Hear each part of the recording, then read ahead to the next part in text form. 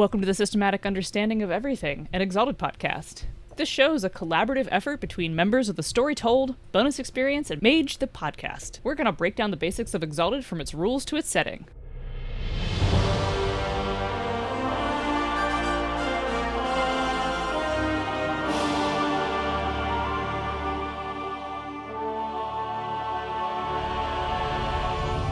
Hello, welcome back. This is episode 2. I'm Monica, Exalted 3rd Edition supplement developer and lead mechanical developer for Exalted Essence.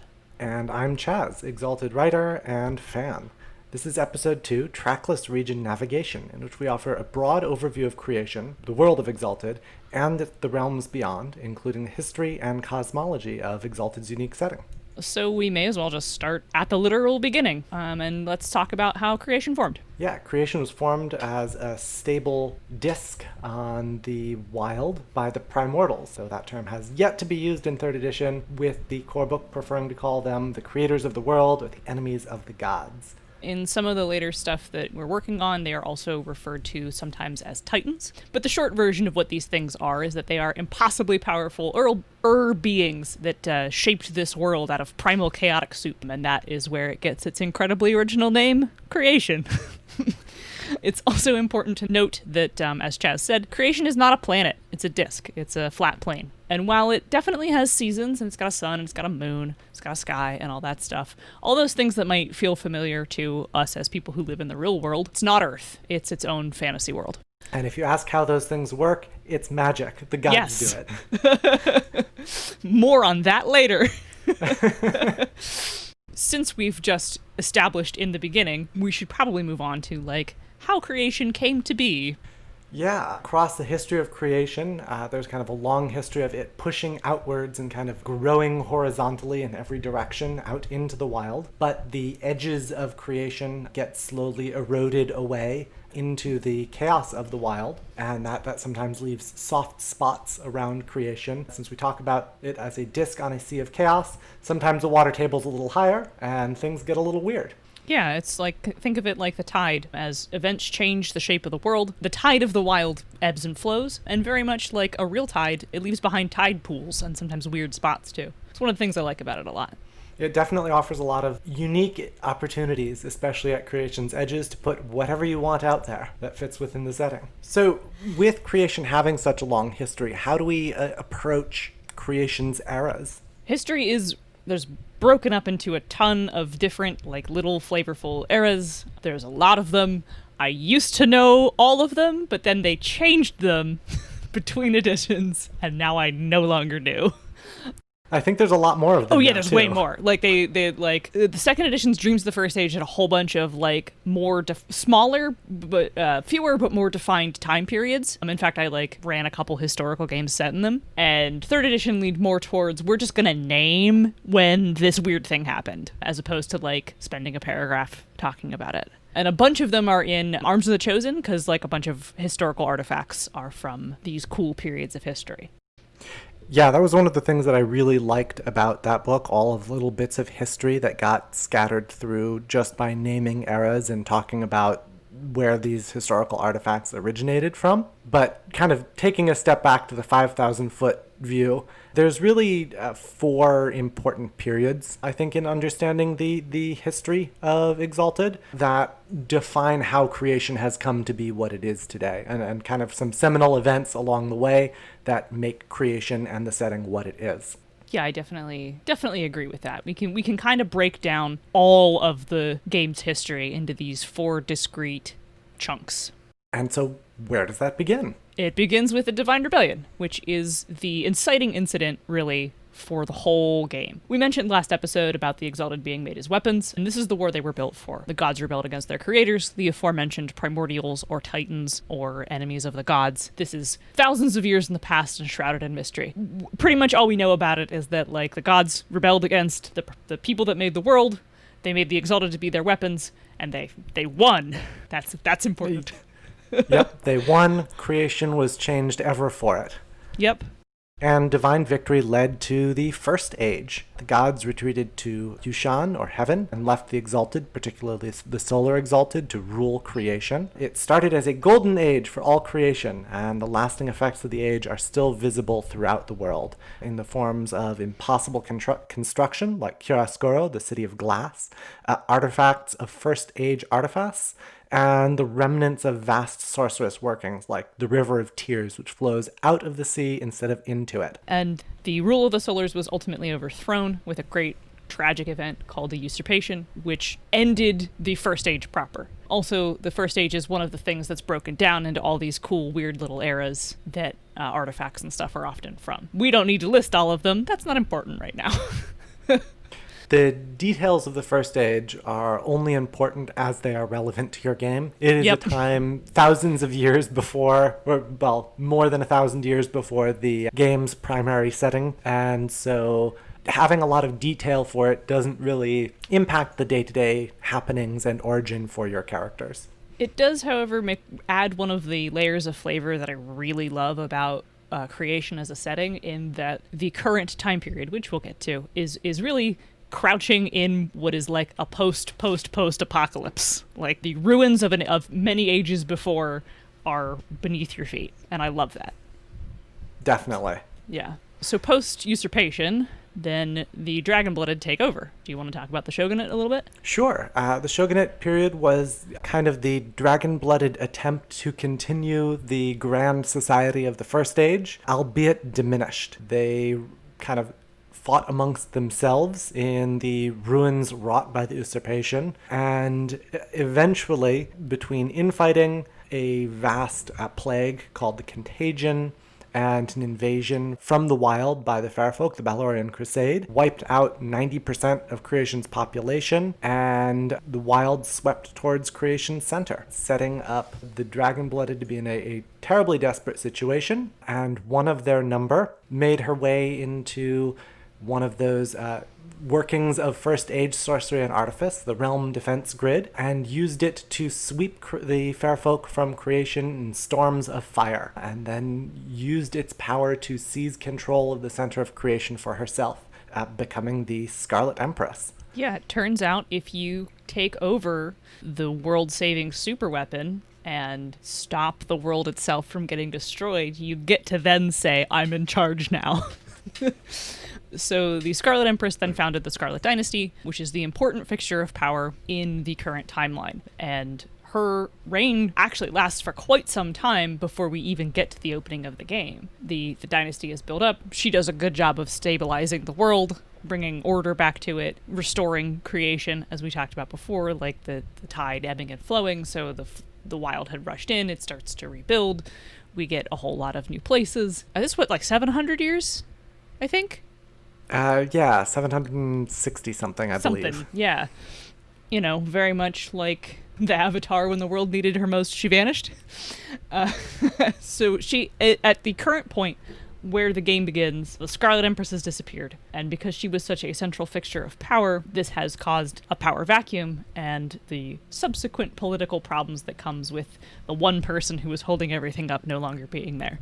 The Scarlet Dynasty is on the verge of collapse, and the Solar Exalted have returned. This is the starting point of the game, and if you are a fan returning for 3rd edition, or maybe even for Essence, you'll actually find that that's the same as the meta plot for the starting point of the Age of Sorrows. That's always been the case. 3rd edition didn't change that, and Essence isn't going to change it either.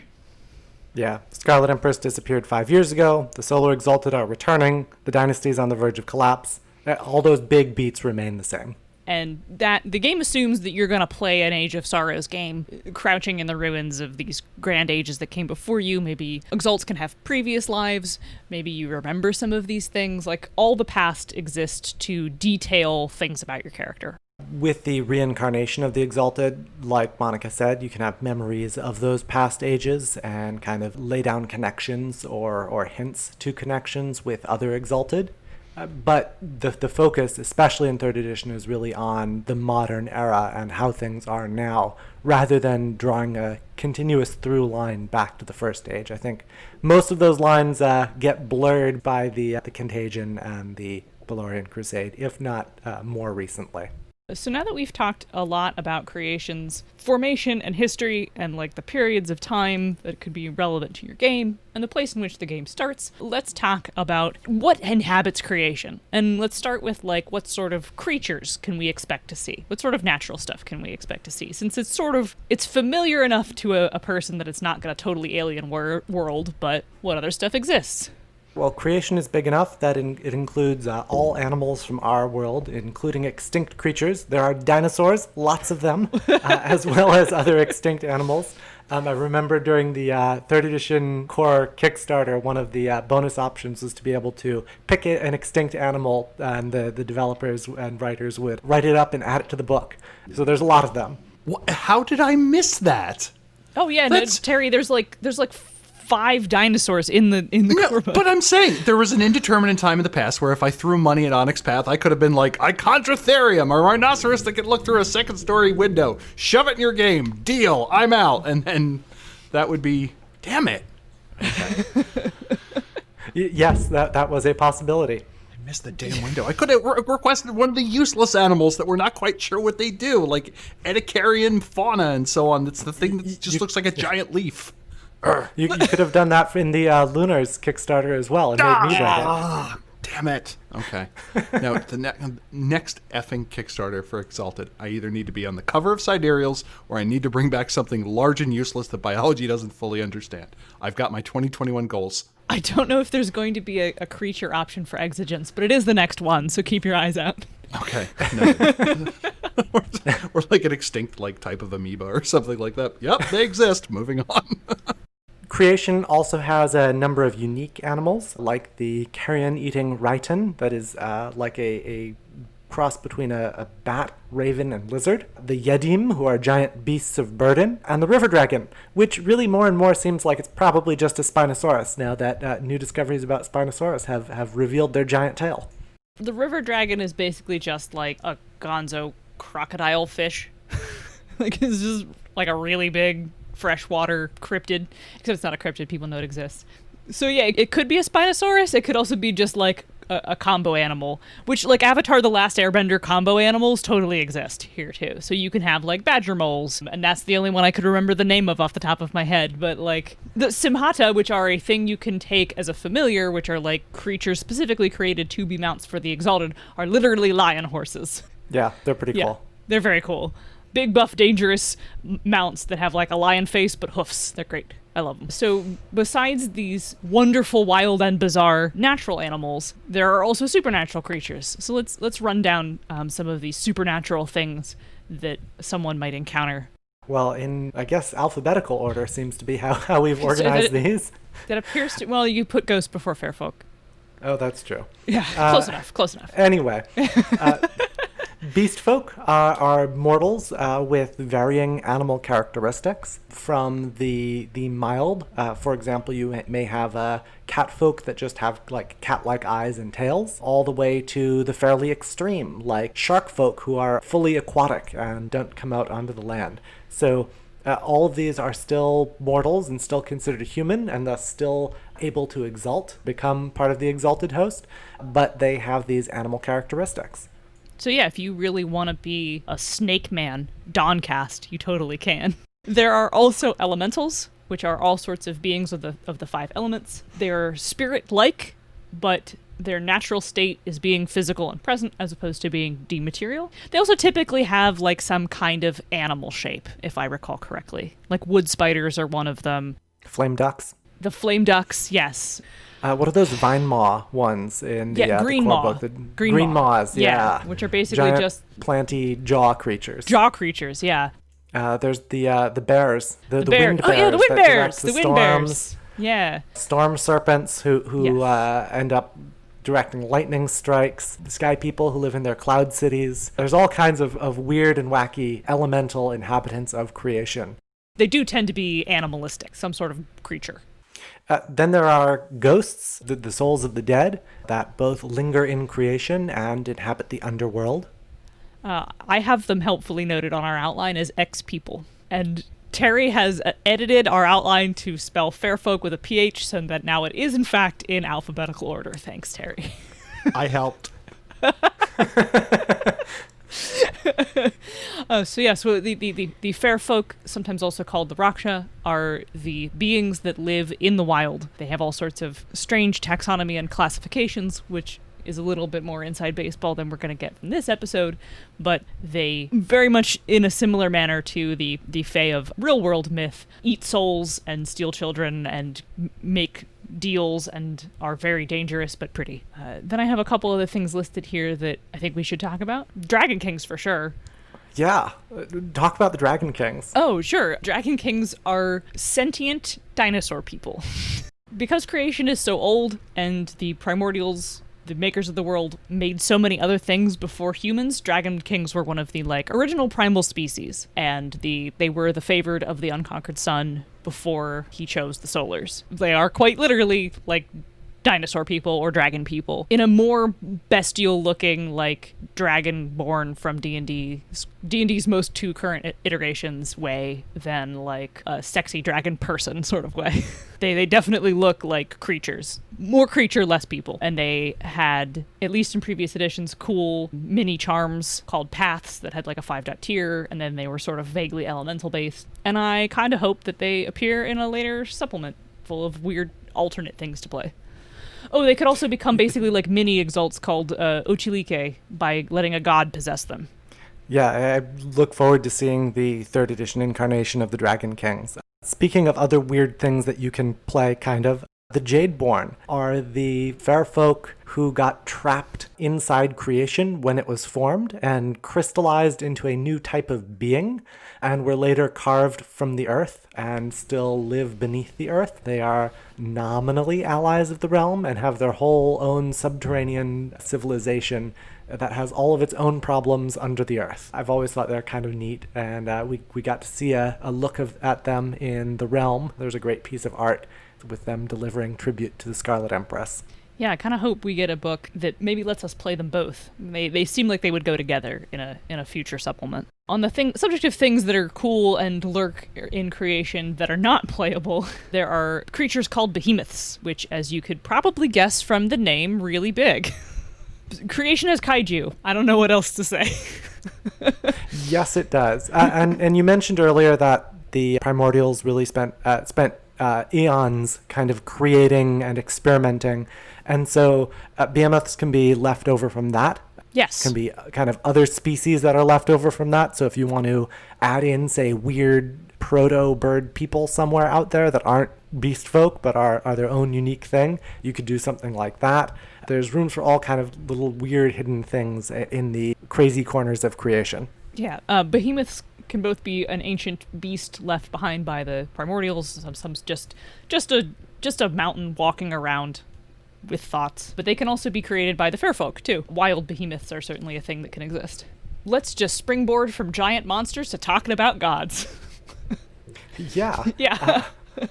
So, regarding the divine presence in creation, how does that work? All right, so there's a bureaucracy of gods, very much straight out of Chinese myth, where all gods have jobs, they have offices. We touched on Yushan very briefly, and that's heaven, but it is also the celestial office space. That's where all the gods work. So the god of a river is more like a Chinese version where the god's job is to be in charge of the river and all the river's problems, as opposed to a more Greek take on that myth where the god is the river or embodies it or whatever. Now, a god may have aspects of the thing that is their purview, the thing that they're in charge of, because those two things go together, but the god of the river is not literally the river. Yeah, I think there's been kind of a cool thing where gods do take on aspects of the thing that they are part of, and then the worship of that god can be expressed through other aspects, like Alhat, the southern god of war, used to be a god of cattle, and so has a bull head, and there's a bull motif in his worship. So gods kind of keep the trappings of their former offices as they get promoted up the celestial ladder, so to speak. Yeah, now if I recall correctly, probably should have read it before I did this. There's basically two bureaucracies. One's in heaven, that's the celestial one, and then there's one in creation, and that's the terrestrial one. Yeah, the celestial bureaucracy is like the central command directly under the Incarna, being the gods of the sky objects. We've talked about the unconquered sun, Luna, the five maidens. They kind of run things. And all of the other gods report up through them through various bureaus and departments. But many gods are left in creation, in the terrestrial bureaucracy, where they manage local affairs or a particular type of responsibility in their local area, and they tend to have more independence than the gods up in Yushan, and are prone to go rogue, just due to the vast scale of the heavenly bureaucracy. You can have entire terrestrial branches that have been forgotten by Yushan. Yeah, somebody forgot to file the paperwork, and no one will ever know. So, because it's a bureaucracy, and like you, Chazz, mentioned, gods can be promoted and given new jobs, and then they keep a little bit of the trappings of who they were previously. So obviously, in a case where there's like a bureaucratic system and promotions and such, there's politics and corruption, just like as above, so below. So that seems like a good segue to talking about the politics of the world currently. Yeah, we could really do an entire podcast series on all the little political entities in creation, on the politics of the realm itself, but we have limited time, so we'll do the quick version of all of this. At the center of creation is the realm, once ruled by the Scarlet Empress, and now fought over by the dragon-blooded of the Great Houses. It occupies the Blessed Isle, which is the large central island continent of creation. It has a complex and bureaucratic government that was really created more to keep the reins of power in the Empress's hands while distracting her rivals and keeping them at each other's throats instead of pointing their knives at her. And so, as we mentioned with her disappearance, that system is teetering out of control and on the brink of collapse. Yeah, and all around the Blessed Isle is basically the rest of the world. So it is called the Threshold, which is defined from the perspective of the realm. And it consists of a variety of tributary states, ranging from fairly independent city-states like Chiaroscuro, which manages its own affairs and pays to keep the realm at bay, to others completely ruled by dragon-blooded and their agents. Like, would you say that Chalon or Calon? I say Chalon. Chalon, okay, cool. And their agents like Chalon, Numa, or Grey Falls. The commonality of these satrapies is tribute to the realm, but there are also tons of other places in the Threshold. That is like the vast majority of the world. You could make up just about any kind of cool thing using Exalted's basic themes and find a place in the Threshold to run that game in. Yep, and I think 3rd edition again has done a great job of spreading out those possibilities, adding lots more little places, and emphasizing just how big and weird and diverse creation is.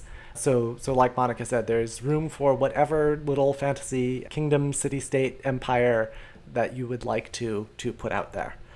There's a part of the Threshold called the 100 Kingdoms, which is basically the no wrong answers part of the world.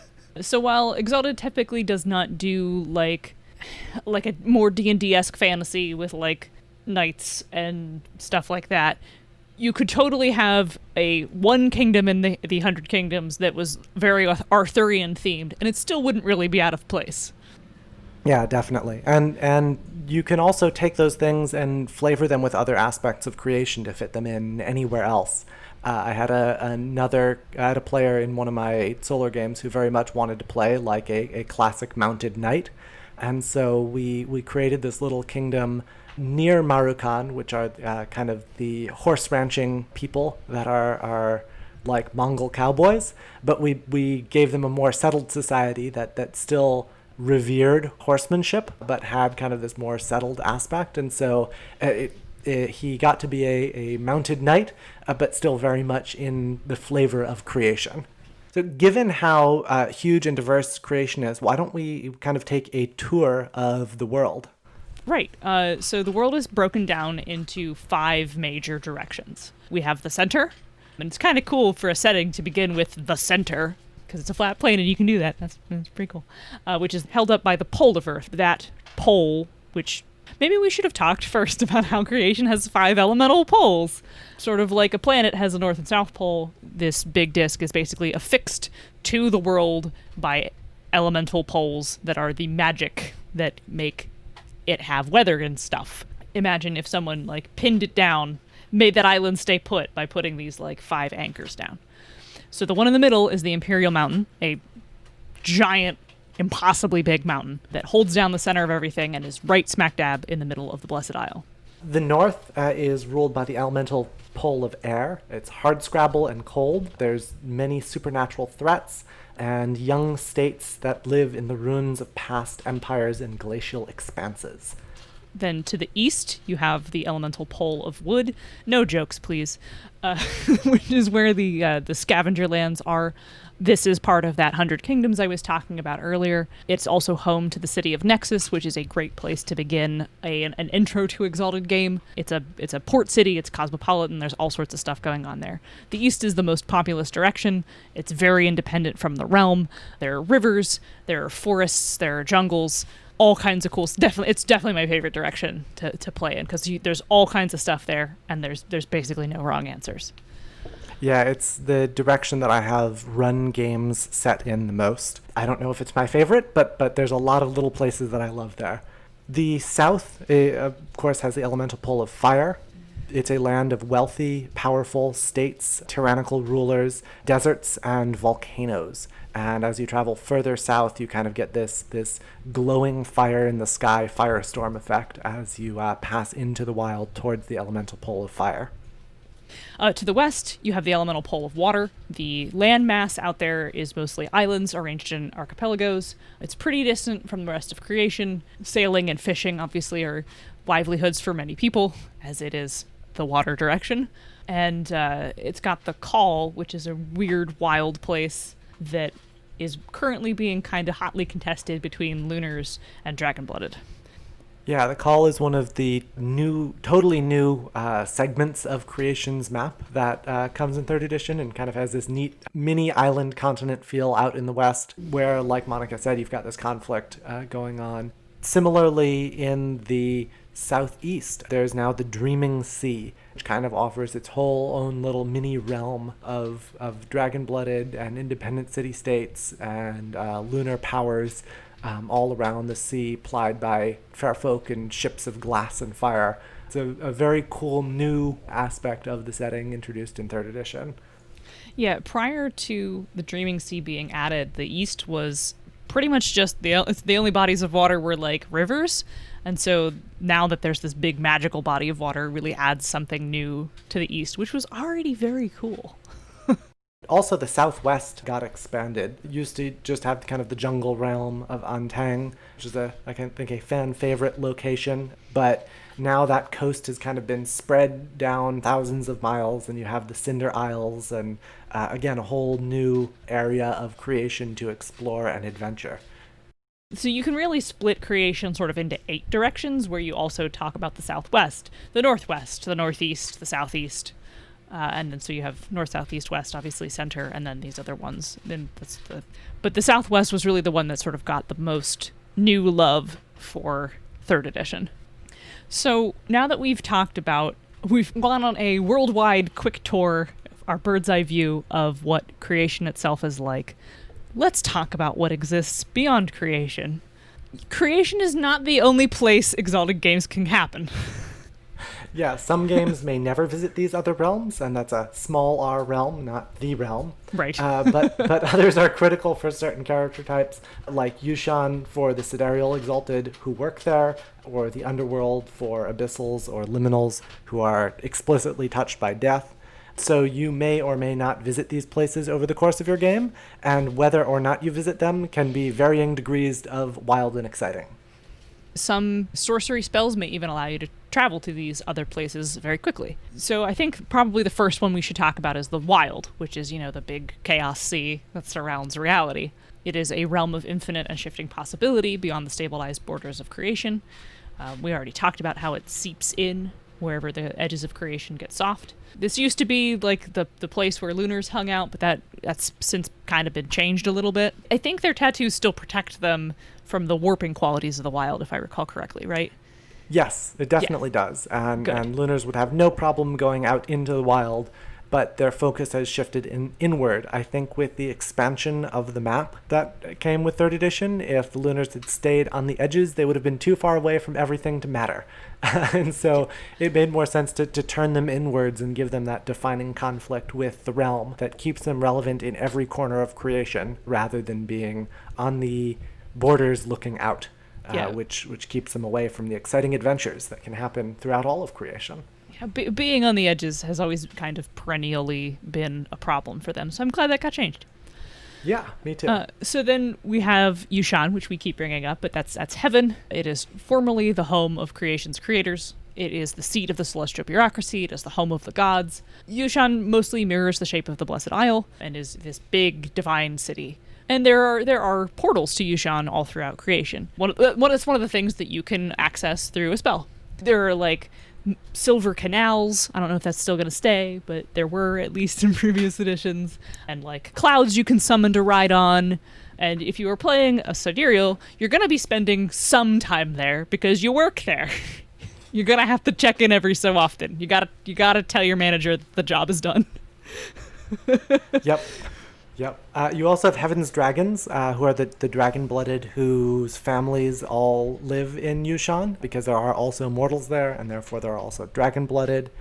Unless you're a sidereal or one of Heaven's Dragons, visiting Yushan is pretty extraordinary, and definitely an adventure to write home about. Yeah, the unsurprisingly, the heaven is pretty heavily guarded, and getting in through one of the gates, not so easy. I don't know how 3rd edition's going to handle that, but previously, if you were like, it was very much a like, you have to have this much essence to ride. Like, any celestial could basically be like, no, I'm suitably powerful, let me in. And the celestial lions, these basically giant gold lions that protect the portal, would be like, okay, you're good. And if you weren't, they would stop you. Yeah, I suspect it will not be quite that way in 3rd edition, not. But I expect the Celestial Lions will still be guarding those gates. I would not expect the Celestial Lions to go anywhere, but I don't think it will be a flash your essence at the door and get in, quite like it was previously.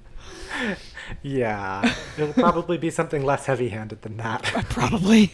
So in the opposite direction. Yeah, you have the underworld, which is metaphysically beneath creation. It is a dark reflection of creation and its past peoples. It is the home of ghosts. It is ruled over by the dual monarchy, who are these weird ghosts who rule the center of the underworld, and the Death Lords, who are ancient ghost kings that pursue their own agendas, empowered by the ghosts of the primordials themselves. They lord over the abyssals, and so the underworld is a common location where an abyssals game could start or certainly visit. I suspect the liminals will also have a heavy presence in the underworld, and then the other Exalted are more likely to interact with Shadowlands, places where the boundary between creation and the underworld grow thin, where they overlap and you can pass between them. These are often kind of dark and scary places, touched by death in some way, inhabited by ghosts, and offer a lot of interesting kind of blasted domains to set adventures in. I hope that 3rd edition will detail the underworld in a more interesting way than it has in the past, because it's usually just been like, it's dead, you can't get essence back, it sucks, don't go there. And now now there's like all these really interesting things. There's all these dark reflections of cities. They got rid of the whole you can't respire essence in the underworld. So I'm looking forward to the underworld becoming a place that I'm interested in visiting in my games. But speaking of my personal interests, we saved my favorite for last. Which is, of course, Malpheus the Demon City, which is Exalted's Hell. It is the prison realm for what are now called the Yozis, who are what remained of the creators after they got their butts kicked during the Divine Revolution. The former King of Gods, or Primordials, or whatever, as the terms of his surrender, was literally turned inside out, and all the other beings jammed into him to make this horrible, torturous hell realm, which then got chucked into nowhere and sealed away forever, never to be heard from again. This layered demon city is surrounded by an endless desert, which is another one of the ex-primordials. It is the place demons are summoned from. The endless desert always takes 5 days to cross, no matter how fast you are or no matter what sort of travel magic you have. And this will be the home base for the Infernal Exalted when they come out. Infernal games probably will not always take place in Malpheus, but probably will very much sort of like the Sidereals have to go check in Yushan every so often. Infernals will probably have to do something similar. And it would be pretty exceptional for non-infernal characters to be going there. Unless, of course, your character is some sort of infernalist or occultist who's really interested in doing stuff with demons. And that, I think, would certainly arouse suspicion from their party members, if not authorities. I think 3rd edition has also suggested that there are other realms like Zenmu, which is a retired version of heaven. There's a pocket dimension inside an artifact, and I think plenty of room to build other spaces like that if you want adventures beyond creation. Oh, we didn't talk about Autochthonia at all. Do we want to? Yes. Sure. Terry says yes, very enthusiastically. It's like the one setting that also exists in Mage. I'm afraid they're pretty different. At least I think they're pretty different. I'm not that familiar with Autochthonia in Mage. Giant machine realm overviewed has been there since creation, kind of. It's your birthday present if you're a good cyborg. They're basically identical if you squint and misunderstand most I mean, words. a surface level similarity, sure. I can see why the person who stole the name for 1st edition did so. One of the primordials who was not an enemy of the gods, the Autochthon, who I think still created the Exaltations in 3rd edition. I don't think that got changed. The Exalted took over, and he was just sort of like, I'm out. I'm out of here. And then very much also fucked off to nowhere, and a bunch of people went with him, and he's made himself into a machine planet, and people live in him. And that's where alchemicals come from. It's one of the places alchemicals come from, tiny spoiler. I'm excited about that. Autochthonia has kind of been absent from creation for a long time. Again, in the First Age, there was travel between the two, and then Autochthonia fucked off. And one of the very early plots of First Edition was to bring Autochthonia back, and that usually gets relegated to the end of whatever edition it's in. So I'm hoping we get to see Autochthonia and the alchemicals sooner this time round. And we will! Yeah. So, Terry, you've heard us ramble for near on an hour now. What questions does that leave you with about the topics we've covered today? So, what is Arms of the Chosen? You've mentioned it. It sounds like a book. Oh, yeah, it's the stuff book. It's the artifacts and hearthstones and equipment book. It was one of the first supplements to come out for 3rd edition. Kind of like a player's companion or a... Yeah. Got it. Yeah, definitely more on the player's side in terms of the arms and equipment kind of a book. Question the second. So you mentioned the usurpation happened. Who did the usurping and why? I think that might need to be next episode. Okay. Yeah, we'll dive into this in detail when we talk about the Solar Exalted, I think. But somebody didn't like how something was being done. They're like, you know what time it is? Fuck this shit o'clock. And then something went down. Okay. Yeah, so basically the whole cycle of creation's history is people get power, they abuse it, someone else goes, it's fuck the shit o'clock. Then they replace them, then they get power, then they abuse it, then someone else goes, it's fuck the shit o'clock. Lather, rinse, repeat until the current day. Yep, that's a good summation. In this case, the Solars were being bad, the Sidereals were like, fuck this shit, and convinced the Dragon-Blooded to go fuck this shit. Got it. Does everyone turn into a ghost? So some people, like there's basically a cycle of reincarnation, right? Yes, everyone becomes a ghost, but only people who want to stick around. If you die and you're like, I'm good, you just wash into the cycle of reincarnation and your soul pops back into its next life.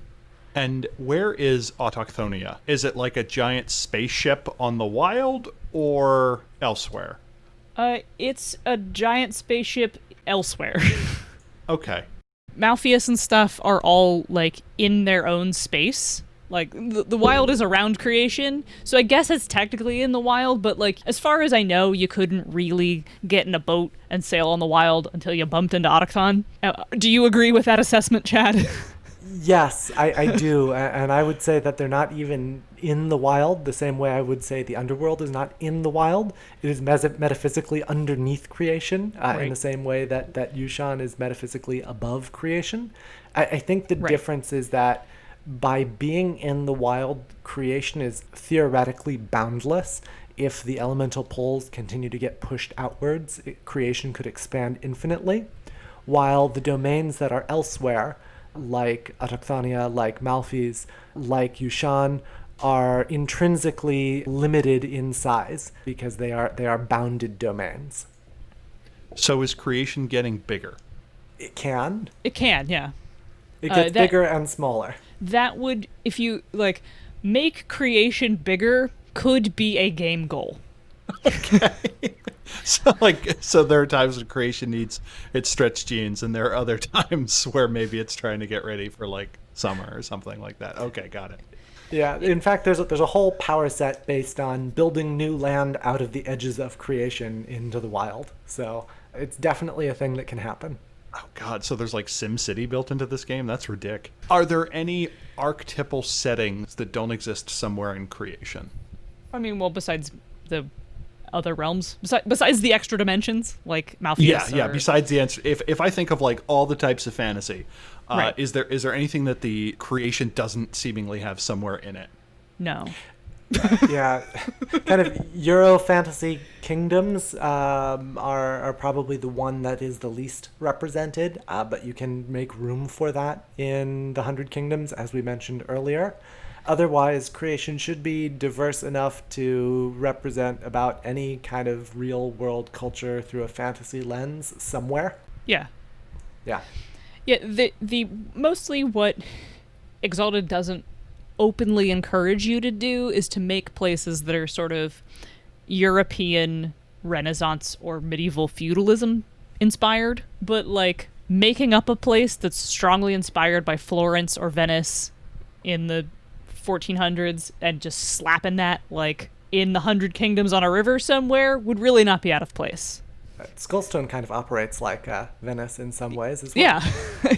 There's plenty of places to go, all right, I'm really inspired by this real world thing. It's maybe not 100% in line with Exalted's maybe slightly more Eastern flavor, but there's room for it if you look on the map. It's massive. Yeah, rather than describing Exalted as Eastern, I like to describe it as non-Western. Non-Western, yeah. Because it doesn't just draw on, say, Chinese and Indian and Japanese influences.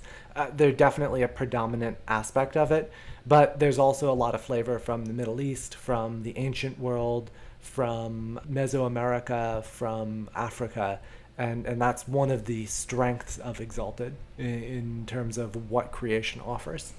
Yeah, I said that, and I totally agree. And I even wrote a whole thing on like names where like I like Googled the names of like West African languages so that I didn't look like an asshole when I was trying to think of like names of places you could be inspired to draw your name from. So yes, it's just non-Western. We're looking away from a more Tolkien-esque type fantasy. There isn't really room for, like, elves and dwarves, to put it that way. And my last question is, so what are we talking about next time? Next time, we'll be talking about the Solar Exalted. Yeah, my favorite. So, Monica, where can people find you on the vast wastes of the internet? If people want to follow me on the internet, I am on Twitter @ZenithSun. If you want to follow my main podcast where I talk about game design with a good friend of mine, you can go listen to Bonus Experience. That's at bxpcast.com or @bonusexpcast on Twitter. What about you? Where can they find you? They can find me on Twitter as @StoryToldChazz, because I am one of the hosts of the Story Told RPG podcast, where we talk about many things, including Exalted, and have the excellent Fall of Giara actual play if you want to see us slowly get through a dragon-blooded game over the course of many sessions. Sweet. Thank you for listening to Systematic Understanding of Everything, an Exalted podcast. Go to exaltcast.com to subscribe, see our show notes, or listen to our past episodes. We're available on iTunes, Spotify, YouTube, and Anchor.fm. If you have a question, shoot us an email at questions@exaltcast.com. If you'd like to support our show, please consider using the affiliate links in our show notes to make purchases on DriveThruRPG and theStorytellerVault.com. The opening theme is Return of the Solar Exalted, and the closing theme is the Sidereal Exalted Lesser But Safe from Fanfare for the Chosen by James Semple and is used with permission. In the meantime, exalt strong.